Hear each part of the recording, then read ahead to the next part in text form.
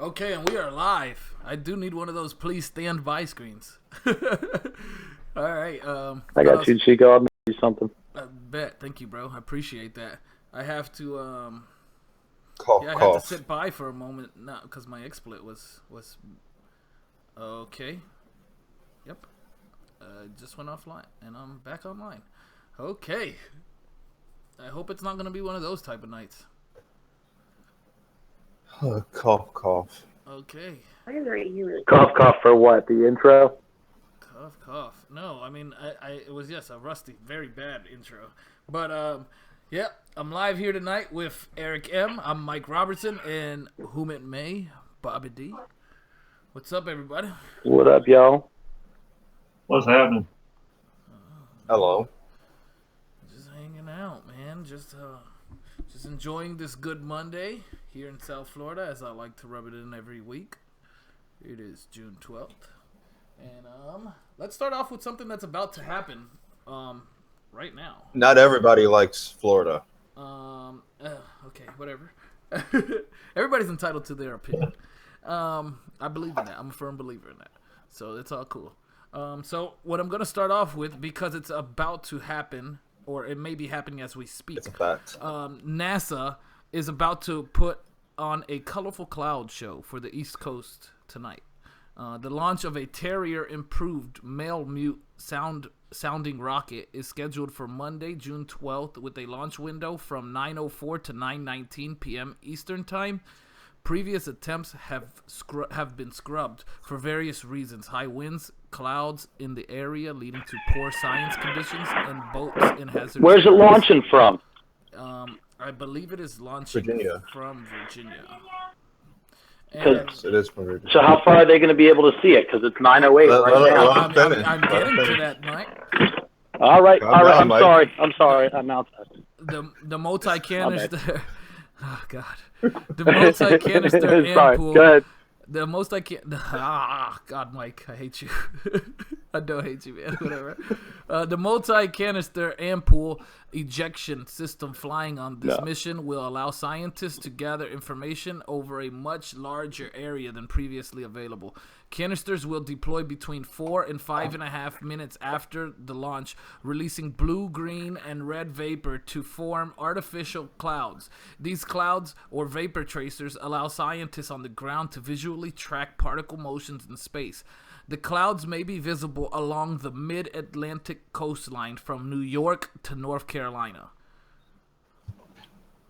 There you go, Mike. Yep. All right. Well,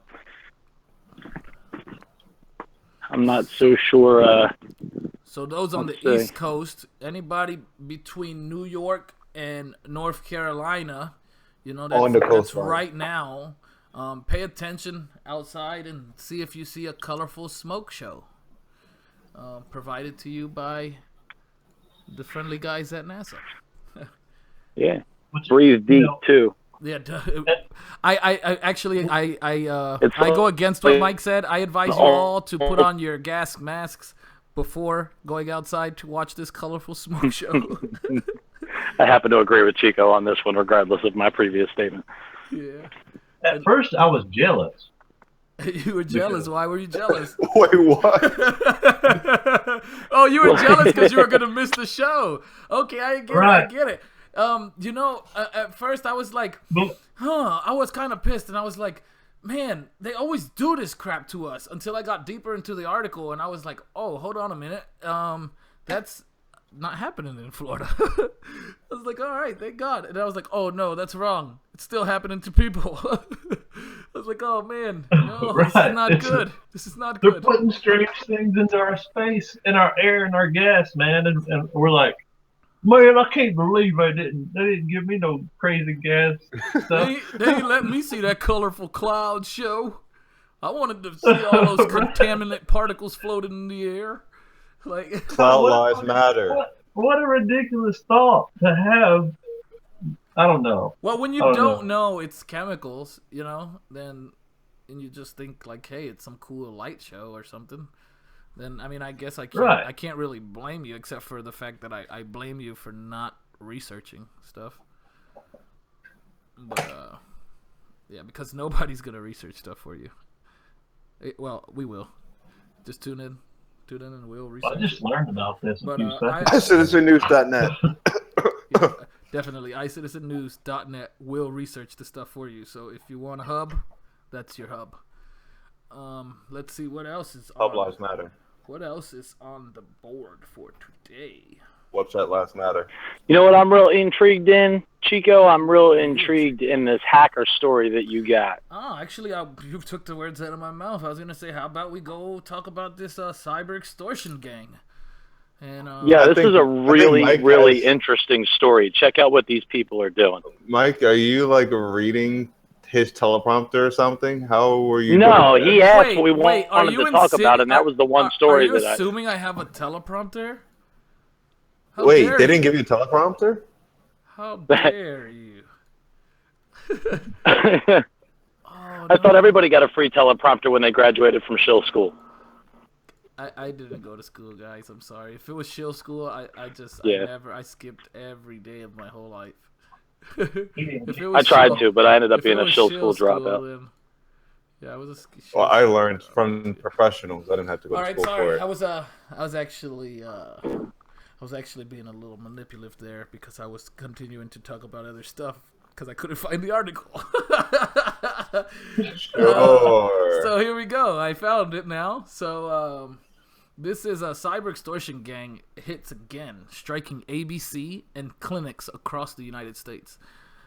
The cyber extortion spree of the Dark Overlord gang has accelerated, leaving a major television studio and a trail of U.S. medical and dental clinics damaged for their refusal to meet ransom demands. A spokesperson for the group told McClatchy, which is where I got this article from, it is, we'll admit that business is quite nice and it's only improving. And that was a comment from a spokesperson from the cyber gang. They wrote that to a reporter at McClatchy in D.C. in an encrypted chat. The cybercrime spree has gone largely unreported, but has affected at least 24 health clinics, Hollywood studios, and industrial manufacturers in the past. On June 5th, the group released 8 unaired episodes of ABC's Steve Harvey's Thunderdome show, and subsequently spilled 12,000 patient records from 2 Southern California medical and dental clinics. A Virginia clinic is now in the sights of the gang. One of the clinics that suffered a breach this month was the La Quinta Center for Cosmetic Dentistry in La Quinta. I never even heard of La Quinta. I thought that was just a hotel. Not far from Palm Springs in Southern California. The FBI is already on it, Dr. Armin Carmine said in a brief telephone interview, adding that he couldn't confirm the gang's claim that it had spilled 6,300 patient records onto a public site on the internet. In a lengthy chat with McClatchy conducted through an encrypted channel, the group's spokesperson displayed the swagger that has been a hallmark of the gang's public interactions and sought to portray the group as having legitimate business aspirations. The spokesperson also said entrepreneurial hackers. Yeah, one of the comments of the spokesperson of the Dark Overlord gang was victims? Victims? You mean clients, right? And that was one of his statements. Another one was, if you prefer your meat bloody, we're serving it bloody as can be. That was another statement by the spokesperson of the Dark Overlord. Let's see. So what they're doing is they're extorting these companies and releasing information if they don't comply. And let's see. I want to know, what are they taking besides just video footage from the like ABC and places like that. I mean, I guess that alone is a lot of value to them if it's unaired episodes of a show that is currently in season. Why does that remind me of that Pirates of the Caribbean movie or whatever that was from Disney? Was that Disney? Yeah, Disney did make Pirates of the Caribbean, I believe. Remember that got hit with that hack, and they had to pay that ransomware? Oh, I Or do did everybody remember forget something about like that? that. Yeah, I do remember something like that. Yep. Hey guys, sorry I dropped out. App froze up.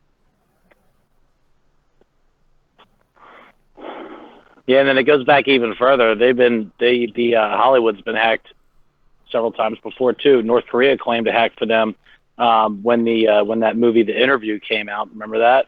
We knew that was a lie, though. North Korea didn't do that. It was just them using North Korea in order to push that movie to make more money. The gang also Yeah, quite possibly. The gang also stated that it's their target to find a new, strike a new target every single day, and that's their goal. A business a day. We're having to pull teeth with Coliseum Pediatric Dentistry. They gave the address of the place. What should we do? The group said. Did he say we're having to pull teeth? Is that what he said? Yeah. For a pediatric dentistry place? They're trolls. They're total trolls. Yeah. They're funny. They're total trolls. They're funny. They got jokes. Yeah. Wow. You know what that's just reminded me of? So do we have any idea of what type of public site they're saying that they're putting this information out onto? That's what I was trying to look for here. Where are they uploading the stuff to? Interesting.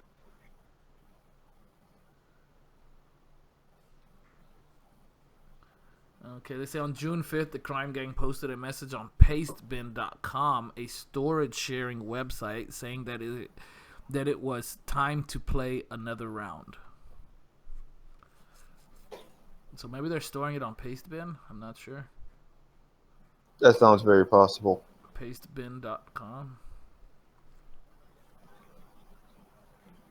And Pastebin doesn't track that down. That's while we're kind of into the whole cyber extortion and stuff like that, Eric, do you want to talk about what you just showed us prior to coming onto the show? Something I want to show? Oh, yeah, I'm the not TVs. sure if you want to show it, but if you want to talk about it, I'm not sure if you said. I didn't know what you were talking about at first until I looked over on my second screen. It is still up there. Yeah. So a university did some test on some stuff and found out that with smart TVs, all you have to do is just broadcast a rogue signal, and that rogue signal can hijack that TV, the web browser built into that smart TV, everything that's connected to the TV, such as the what is that thing called that you watch your TV on? Your cable box, your DVR box? Cable box. There we go. Your cable box. What about like your PlayStation, Xbox, stuff like that? Outstanding there, Mike. Yeah. Why are you all up in my teleprompter screen? Switch over to yours. I'm just asking. Also, I didn't know. I'm just asking. And also, not apparently I'm on point tonight with my question. And not just those things that's connected to your TV, but the same things that are connected to the Wi-Fi that your TV's on. And yes, if you think about it, that is correct. Once that rogue network gets into your TV, that thing is able to decrypt your encryption key on your TV, on how it connects to the Wi-Fi, and be able to siphon all of your stuff from every other enabled device inside of your home through the TV back through this rogue broadcast. It's insane. It's very insane. I don't know what else you want to add to that, Chico. That whole the whole being able to connect via Wi-Fi is the game changer. No, sorry, I was you only have turn up my volume. Is it too loud now, my mic? No, you're good. Okay, I had somebody in the chat, Viking, saying if I could turn up my microphone. Hopefully that helped. I did turn it up quite a bit. I don't want to be screaming. Or sound like I'm screaming. Nash, how'd you know I was vaping? I muted out everything before I vaped. How did you know? Oh, I didn't even hear you vaping this time. Nash is good. Yeah, he's good. I Nash muted is out good. everything, bro. This is you know what it is? It's the colored freaking clouds in the sky, people. It's making us predict. Did anybody get to see that? Did anybody get to see the colorful show in the sky tonight? It should I have think I'm happened a little already. too far inland. You're I've way been too outside. far inland. It's only on the coastline. Yeah. So those living on the coastline will be able to see it. And Nash, I'm vaping a peanut butter cookie juice right now. It's pretty good. I'm pretty fond. I'm not even going to want to know anything on that. It's a vape juice. Yeah, the whole thing just sounded wrong. Oh, did they scrub it again? Did they give a reason why they scrubbed it? Okay, so Ryan and NC said they scrubbed it and they'll retry it tomorrow night. That's interesting. They scrubbed it before, and the reasons for it being scrubbed before was because of the cloud coverage and just weather. So possibly it was the same They didn't stuff. get the cotton candy smell right. You know, they're trying to get it to smell like cotton candy before they. I get it. Okay, yeah. So they say they scrubbed it before for high winds, clouds in the area leading to poor science conditions, and boats in the hazard area. So possibly something like that, or maybe the cotton candy scent. You're just like, yo, boats, get out of our way. Oh, what's that? You can't move? All right, we'll delay. Yeah, we'll delay launching our multi-million dollar rocket. Yeah. They must have got their launch schedules and their chemtrailing schedules confused. And just so everybody realizes that too, when we delay these launches, it still costs us a lot of freaking money. Lots and lots and lots of money that this is wasting every time there's a delayed launch. Yeah. So I got a story I wanted to talk about. Share, brother. Since you guys are talking about hacking, this just has been released by 11 Alive News here in Atlanta, but evidently it's a story out of San Francisco. And there has been a new malware variant capable of knocking out networks that run power grids around the globe has been discovered by a computer security company studying an attack on a Ukraine power grid. Now, I don't know about you guys, but I think I remember that story where Ukraine had their power go out not too long ago. Anybody else? Ring a bell? No? Okay. Negative, but it's a scary topic. You know, think about it. Just let's put it in perspective for 2 seconds, okay? We just got done talking about how they can infiltrate everything in our home through the little Wi-Fi waves that we have going through the air. They can literally pull your things out of your computer. Now that's some technical crap. That is some detailed stuff, okay? Our power grid is ancient. It's going to take much less to bring down the power grid, and I think it already exists. And you're right. Yeah, 1111 News out of Atlanta is on to something.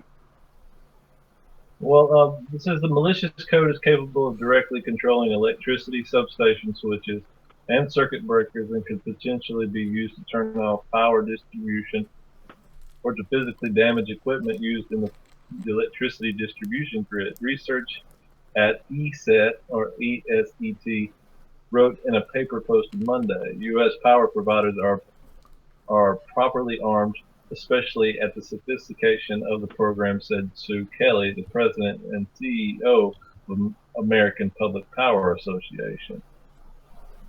She goes on to say, I guess, we are going up a level in the video game here. That doesn't give me a whole lot of freaking... Yeah, I don't like his terminology. Right, that's not professional grammar, man. Yeah, I'm not liking his terminology. The big problem here is that, sure, maybe they have high-tech computer programs in, let's say, our nuclear facilities, and that's 50-50, I think, at best, whether they're fully up-to-date technologically and computer-wise at our nuclear facilities. But the power grid stations, the substations, whatever is controlling those switches, there's no way that's newer than what the hackers are using. There's no way that the technology that's in those buildings is newer than what they're capable of doing now. There's not a doubt in my mind they can't take over a substation if they really wanted to. Now, I think maybe the fact that they picked out that quote, it might be a little bit of fear mongering from this from 11 Alive or whoever initially broke the story. The organization and the power companies it serves are working with national and international organizations and the U.S. government to analyze the malware and the threat it might pose. So, yeah, they used her terminology there. I feel like that was to be a little bit of a fearmonger statement, because of course everyone that read that was like, wow, this lady thinks this is a game. Sue Kelly thinks this is a game. Says the automatic malware that attacks the electric grid is a quote-unquote big deal, said Mark Weatherford, chief cybersecurity strategist at the security firm vArmor. Okay, so see, this guy at vArmor is telling us that it is a quote-unquote big deal. Right. It's you know what I mean? Like, so that's what we need to pay attention to here. And if it is fear-mongering on their part, then this is one of those situations that I like to turn from fear-mongering into fear-preparing. If you think that, that it is a possibility based on what this high-tech guy is saying, like I do, then use it as an opportunity and motivation to stock up on, your prepping skills and everything that goes along with that. Well, when I say that it was a fear-mongering thing, I meant it was scary to think that this person who is in charge of all this Sue Kelly, thought that it was a game. Right. I really do believe that it is a severe threat. I think that it might be even worse than what they are describing here, to be quite honest. But the scarier part and all of that was the fact that, listen, if they're able to get little Miss 90-year-old Mabel in Chico's Never Heard of It, Florida's medical records and hold them hostage for money, then they're able to switch off some power grids electronically through an old Windows 95 run substation computer system. I mean, it's yeah, but you got to understand those things done. are not connected to the grid. Those things are they're not connected. Anything that would affect them, you got to remember, would be nuclear internal. power plants, They would, nuclear submarines. We were just talking about this on Twitter the other day. Actually, me, Erick, and Kriegs. That stuff is not connected to the grid. Period.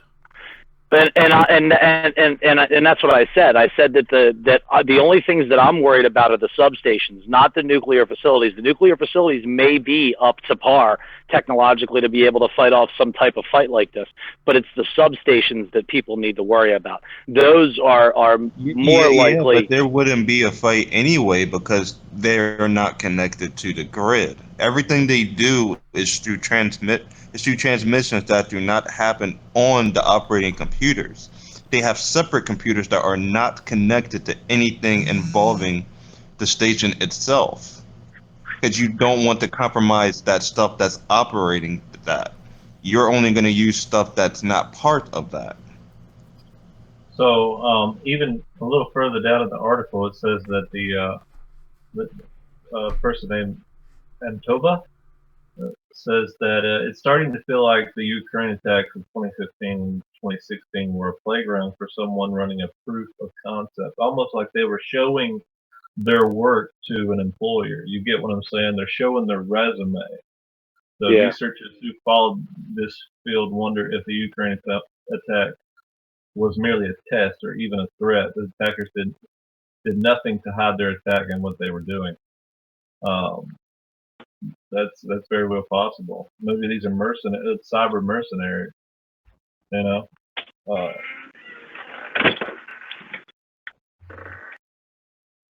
This might be a part of them trying to push towards developing those infrastructures a little bit more, because they know they are out of date. But yeah, that's really. I just thought I'd throw that out real there. quick. Real quick, I just want to throw out that Be Rich podcast is in the channel, in the chat right now. Make sure you guys subscribe if you guys haven't. I'm pretty sure most of my viewers have. It was a great show tonight. If you missed it, go over there and check that out after the show here. It was a great show. I really enjoyed it. I wanted to go back to, while we're still on all this cyber stuff, I do want to go back to, somebody said something in the chat. Sons and Daughters of Liberty said, the thing I hate about smart TVs, you can't block them from accessing your computers. Doesn't even ask permission, just automatically connects. And that's actually what was part of that hack that we were talking about earlier with the waves, with the frequencies or the airwaves, is that they're able to go from the TV to connect to your computers, to your gaming consoles, to your phones. I mean, once they get into your smart TV, they're going to be able to get into everything in your house on that network. And that's the really scary part of that hack. What happened to everybody? Everybody got so silent. I'm here. I had to deal with some family things for a minute. Okay, all good. It's all food, man. All right, B. Food. No, I was reading B's comment. I know he meant to say it's all good, but he said it's all food, man. No, I think he was right. Yeah, he was probably... That's the best tweet ever. Yeah, no, well, it was not a tweet. It was in the chat. Yeah, right now I'm a little distracted. I'm doing my version of fidget spinning. Oh, okay. Which is doing a game called Flow. Okay. Which anybody that sponsored needs by a little Flow? human... No. And I'm just saying that in a sense of like anybody that like loves mind games or whatever. It is a good thing to I try did out. that to him because what he did to me earlier. You're probably waiting.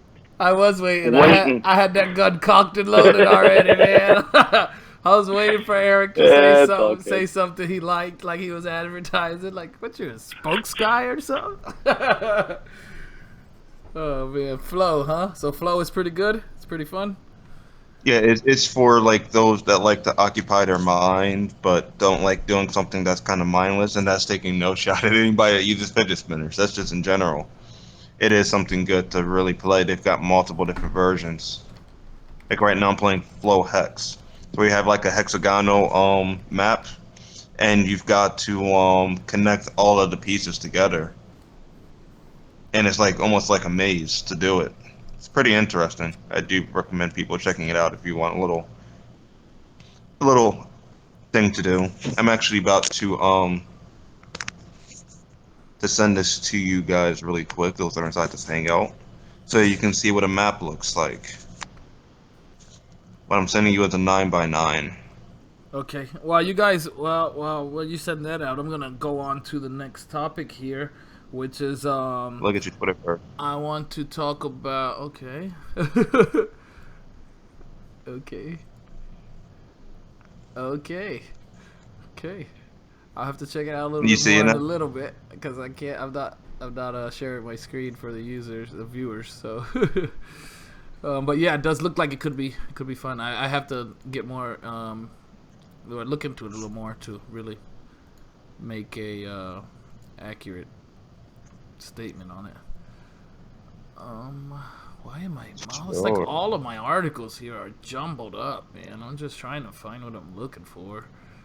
And you may be turning typing dyslexic. Maybe, man, maybe. Okay, it's here somewhere. Okay, here we go. So, the Supreme Court has some rulings expected soon on religion, free speech, and immigration. The rulings they're doing right now is Trinity Lutheran versus Comer, and that's church schools, and what it is must a state offer equal funds to a church school if other private groups may qualify? A seemingly small dispute over the playground at a Lutheran day center in Missouri could trigger a major shift in church-state law. Most states' constitutions forbid sending tax money to a church religious rights advocates sued when Missouri refused to pay for rubberizing a church school's playground, and they argue the court should strike down the limits on state funds going to churches as discriminatory and abridging the First Amendment's protection for the free exercise of religion. The court heard the case in April, a few days after Gorsuch arrived. So this ruling is coming up, and that's Trinity Lutheran versus Comer. And the next one that's coming up is also trademarks and free speech. That's Lee versus Tam. And that one is, does the federal trademark law violate the freedom of speech because it forbids names and phrases that may disparage people or groups?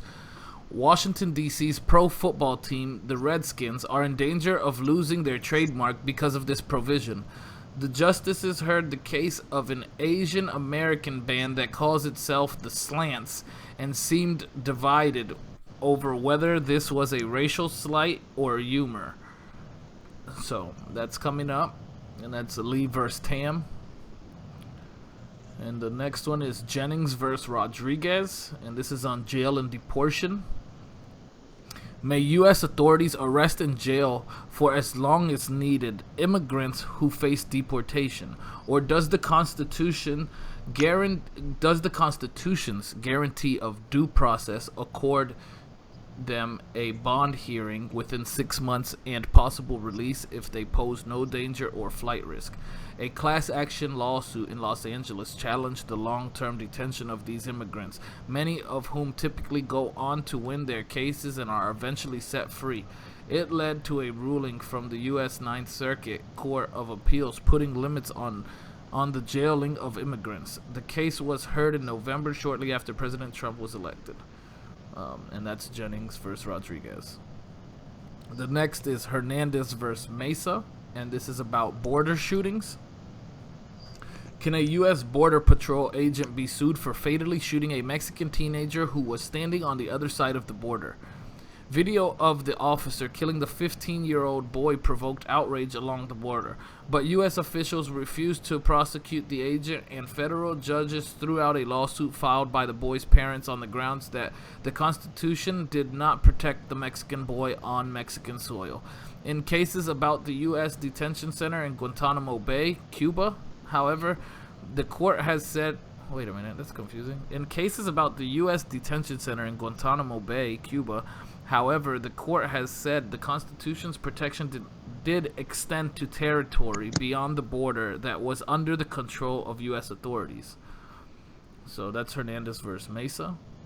And the last one is Sessions versus DeMaya. Deportation and burglary. Is breaking into a garage or empty home a crime of violence that requires deportation of a long-time legal immigrant? The law says non-citizens who are guilty of an aggravated felony, including a crime of violence, must be deported, but it is not clear what crimes qualify. A Filipino native who has lived in Northern California since 1992 faces deportation for a 10-year-old burglary conviction involving break-ins of a garage and a house, but the Ninth Circuit Court said the law itself was unconstitutionally vague because it did not define a crime of violence. And that's Sessions versus DeMaya. And that's everything they got coming up right now. Well, I mean, that's the main one, the main rulings that they are expected to rule on soon. What do you guys think about that stuff? Anything? Very interesting. Be interesting to see how it plays out. It would be. The border shooting. I wonder why they didn't try to get the Mexican government to file charges against that patrol officer. If the U.S. Constitution does not protect that young person from being shot, which I think it should, then definitely we should see about having that officer tried in a Mexican court, if in fact they would be willing to do so.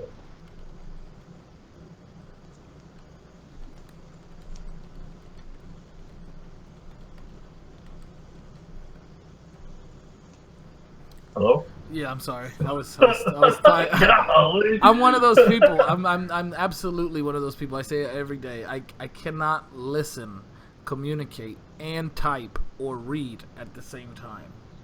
Like I can't. Yeah, I can't either, I man. completely lose focus, or I tune out the person talking when I'm doing so, and I don't know why, but I always do it. Okay, so what I was just saying, I feel like maybe the Mexican government should take this patrol officer that shot the young man into custody and bring him to a Mexican court. Bring the agent to a Mexican Because court? Absolutely. I don't think that No. would. I Because don't. yes, I do agree that What, like go as far as to say as like extradite him for murder? right. Now, what was the situation on what he shot the teen? Well, I don't think the U.S. would let him go. I don't see that ever being a thing. Now, what was this? Not What was a the federal situation of him agent. shooting the teen? Now, what was the situation of him shooting the teen? I was not. I heard of it back when it happened, but unfortunately, I didn't ever really get deep into what exactly happened. I only heard. We can't make any assumption on what happened and or what consequences should be taken if we don't know what happened. Yeah, I didn't make any speculation. I mean, any assumption. But all I was saying No. was, I'm not saying any of you. I'm just saying in general. oh yeah. Well, we really can't. You're right. However, at the same time, if their only stance on not punishing this officer, this agent, was on the grounds that the boy wasn't protected by the U.S. Constitution, then okay, then it should be taken from the stance of the Mexican government. If the incident occurred on the Mexican grounds, It Oh, did yeah. indeed. if it did, then it did. Yeah. Yeah, that's a I don't know. That's a very difficult That's an situation. interesting one because it's on international grounds. And it's one not standing on on one side of the border and the other standing on the other side. So it's like, Yeah. how does that work? You know, whose law is stronger than the other? Like, whose law is over the other's law? And that's pretty much what it comes down to. Is Mexican law gonna be over American law, or is American law gonna be over Mexican law? Should be over life, not law. Yeah, but, Right, But absolutely. you know, The way it should be. That's not the way that it goes. You know this. I mean, I 100%. No, I agree. know. That's why I said it should be. Life is the And most. regardless, important, justice should be served in whatever country that law is more supreme. So if it were to be tried in the United States, it should be tried as if this person was being held to any standard that an American citizen would be. If it was going to be held in Mexico, it should be held the same way. The agent should be held as if he were a Mexican citizen. Yeah, that's definitely an interesting case. That one, for sure it is. Yeah, you'll have to let us know if you do a follow-up, Chico. I'd love to know what happens with that. Yeah, I will. Actually, I will write it down right here, and I will look into that a little bit more, and follow up with it. What was the ruling called? It was Hernandez versus Mesa. Now the other guy, the non-citizen that broke into the home, if he is indeed a non-citizen, he's a legal immigrant. He is a legal immigrant. how long? 92. Because they said long time. 92. He's been here since 92. And the crime was committed 10 years ago. So, is there a difference between legal immigrant and citizen? Now the thing with that's very touchy because you get a different type of status even if you came into the country legally if you're here for at least 6 years. So that again is going to be a pretty interesting one too on how that fills out. Mm. Well, to me, I'm gonna say to me how I see it is as far as the crimes he committed, breaking into a garage or empty home. If the home or the garage are empty, I don't see that as a crime of violence. If they are occupied, in that case, it's no longer um, burglary. It actually becomes burglary of an occupied dwelling or home invasion, and that is a crime of violence. But to me, burglary of a garage or an empty home, I personally don't. That's just breaking and entering. Yeah, that's break. That's not a. Now To me, was that's there a, not a crime of violence. now was there a pet inside of the home? It doesn't go that far in the notes for the case here. I would have to look into it further, or you're more than welcome to. It's And Sessions and the reason versus why I said that is Demaya. because it and the reason why I said that because and I'm sure it didn't go that into detail at all on that. But if there was a pet in there and the pet got injured, that could still possibly be considered an act of violence. And I know that just from personal experience of dealing with a similar situation of that.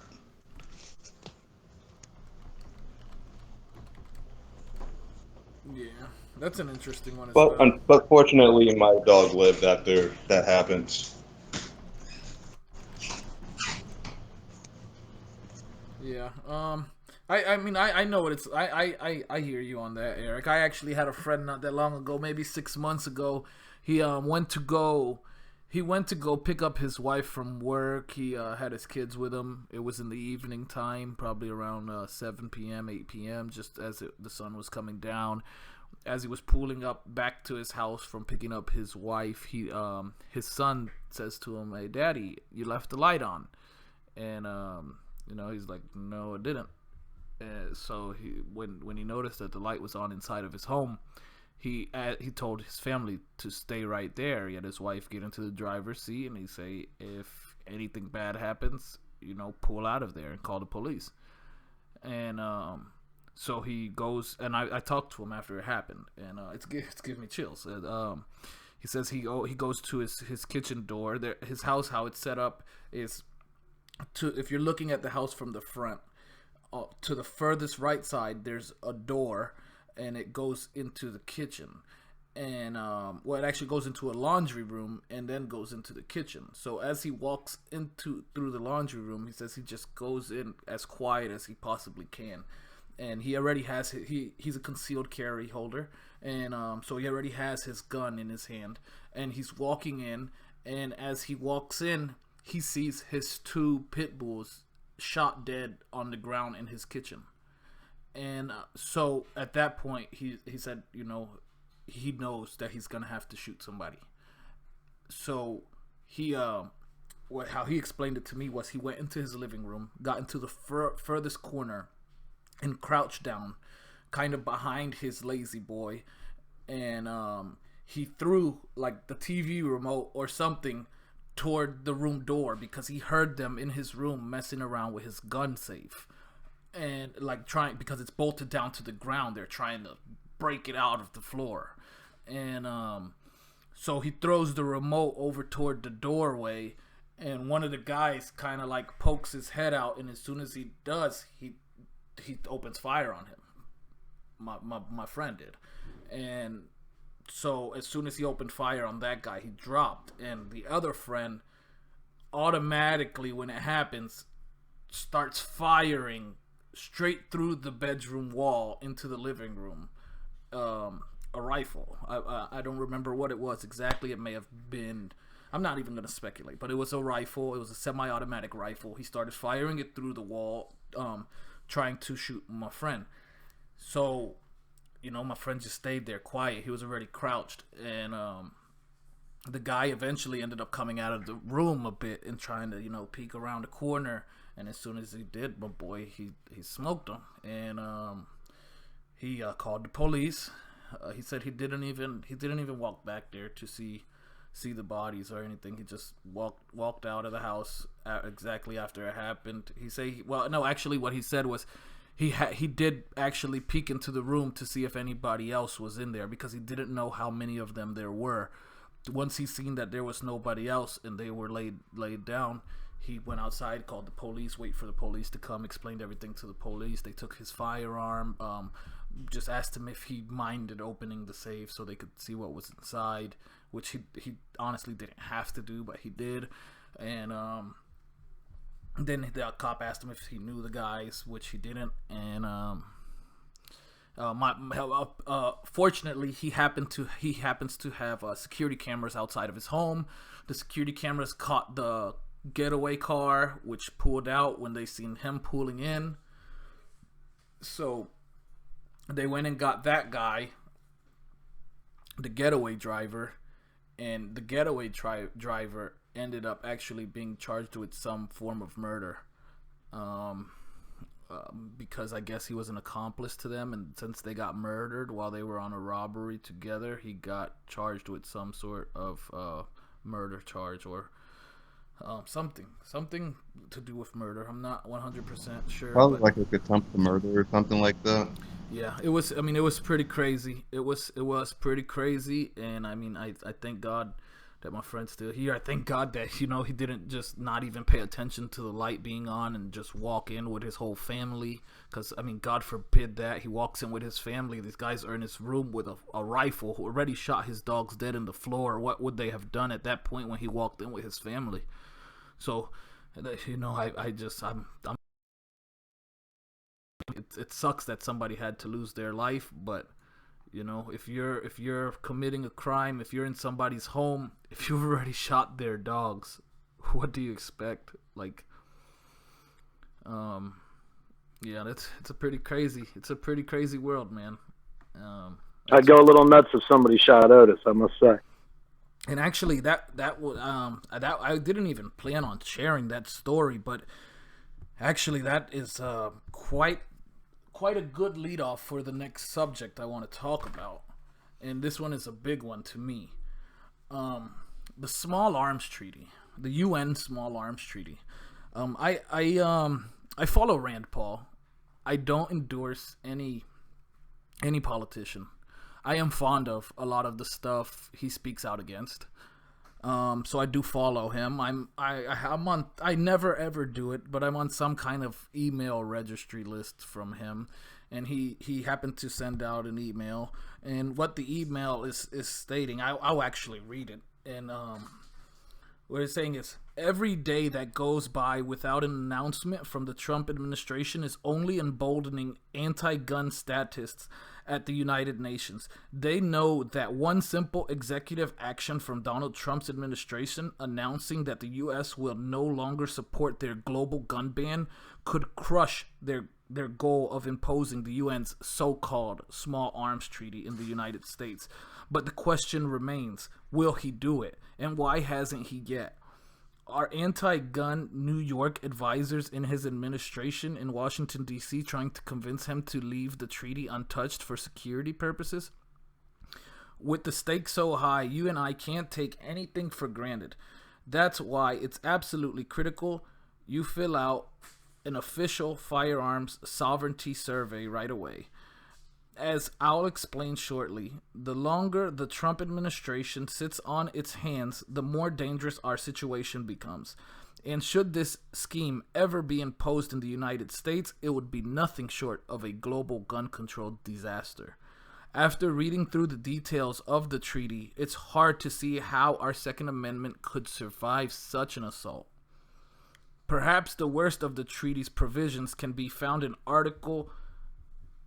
I suck with Roman numerals, Article V, not even going to try, which mandates countries establish a national control list or a national gun registry database, which, I'm sorry, it pisses me off, man. You and I both know gun registration is just the first step toward outright confiscation. And the UN is already plotting their next step, developing new international small arms control standards. The acronym is ISACS. ISACS. Their goal is to impose these radical anti-gun initiatives on every nation who signs the UN Small Arms Treaty. Introductory language already includes mandated national screening for all persons seeking to own guns, giving bureaucrats the final say on whether or not you're competent enough to own a gun. It will also restrictive licensing for gun and ammo sales, and perhaps even bans on certain types of firearms. This could include anything from semi-auto rifles to shotguns to handguns. Restrictions on the number of guns and amount of ammo any properly licensed individual may legally own. Bans on magazines holding more than 10 rounds. Bans on owning a firearm for self-defense. Unless a citizen, why are my words so jumbled? Unless a citizen can somehow demonstrate need and get federal government approval. To date, that's how it is in New Jersey. That's exactly how it is in New Jersey. I believe it. To date, 89 nations have ratified the treaty. Another 130, including the United States, have signed on, signaling conceptual support. Now, treaty advocates are bragging the U.S. will ultimately be forced to comply with terms of the treaty because of peer pressure, but also market pressure. As one anti-gun country's foreign minister stated, we expect the U.S. to abide by the treaty, even if ratification will take some time. That's why it's so critical that the Trump administration act now to end all U.S. support for this treaty. The longer the United States remains a signatory to this treaty, the more likely it is that these anti-gun statists will be right. As the largest economy and number one market in the world, the United States can make or break UN's small arms treaty. On one hand, should Mr. Trump announce the U.S. no longer supports the treaty, it could light the fuse that ultimately blows this scheme up worldwide. But continued U.S. support for the scheme, intentionally playing into the hands of gun control advocates or not, will only allow treaty specifications to become more entrenched and far more difficult to get rid of down the line. And ultimately, law-abiding gun owners like you and me will pay the price with our freedom. That's why your action is so critical to break through President Trump's wall of advisors and ensure he hears the voices of Second Amendment supporters all over the country. Many of those advisors, some with strongly anti-gun views, are taking every opportunity not to rock the boat on any issue, including the UN's Small Arms Treaty. Many are even pushing the United Nations lie straight from the Office of Disarmament Affairs that this treaty is really about combating insurgents, armed gangs, pirates, and terrorists. For the sake of freedom survival, it's a brazen lie you and I cannot allow to go unanswered. That's why I was so excited to see the National Association for Gun Rights leading the fight to urge the Trump administration to remove the U.S. as a signer to the UN's so-called Small Arms Treaty. Their efforts over the past few years have stymied. Sorry, I don't know that word. They have stymied the gun control crowd every time they've sought to ram some radical scheme through Congress. But the National Association for Gun Rights depends on the action and support of good folks like you for their effectiveness. So, your action is absolutely critical to ensure the voices of the Second Amendment supporters all over the country are heard. Do you believe in the U.S. Constitution, the Bill of Rights, and the Second Amendment are supreme law of the land? Do you believe any attempt of the United Nations to subvert or supersede your constitutional rights must be imposed? And then it tells me if I say yes to these questions to please click here, and wants me to go to the National Association for Gun Rights and sign their petition.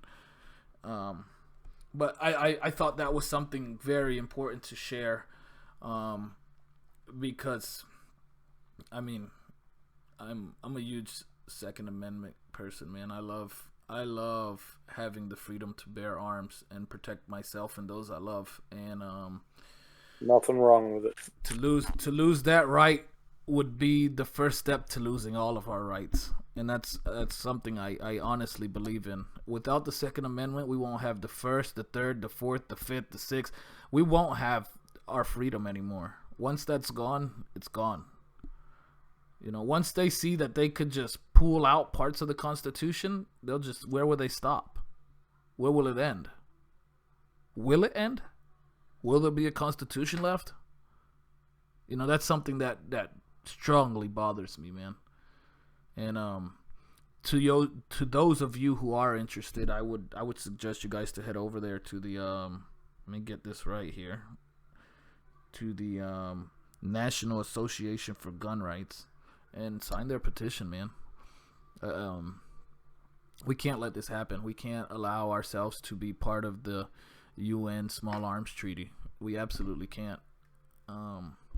So, to those of you who do care enough to at least tweet something about it, or, you know, make mention of the United States being pulled out of the UN Small Arms Treaty, I mean, it's detrimental to us, to our freedom. And I personally, I would greatly appreciate it. And I don't think I've ever asked you guys to tweet anything I care about. But if you guys, and I'm not asking all of you guys to do it. I'm only asking those of you who care about it enough. You know, let's start mentioning this stuff, because we need to break through that barrier that Trump's surrounded by. I mean, who knows? I mean, I don't endorse any candidate. I mean, whether it's the president, anybody. I mean, to me, it's all an illusion of choice. But if we can make our voices heard to stand up for our Second Amendment, you know, then we can fight for anything after that. But first we have to keep the right to bear arms, because that's our last defense against tyranny. Remember that. It's our absolute last defense against tyranny. Without it, we're toast. All right. Anybody else have anything else they want to say? Because I want to... I think I'm gonna take a chill after that. This stuff just irks me so bad, man.